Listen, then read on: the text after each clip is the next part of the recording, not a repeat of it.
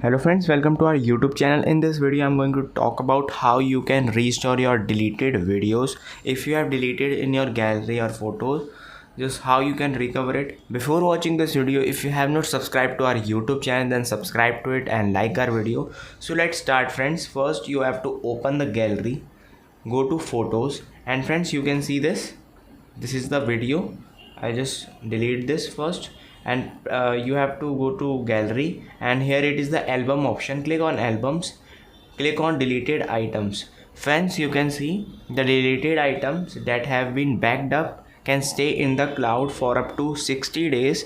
Items that have not been backed up will be retained for up to 30 days. You can see these are the video. Just tap on it to select this and click on restore, and friends you can see it is restored now. I hope you like this video. If you like this video, then subscribe to our YouTube channel for more helpful tips and tricks videos. Thanks for watching.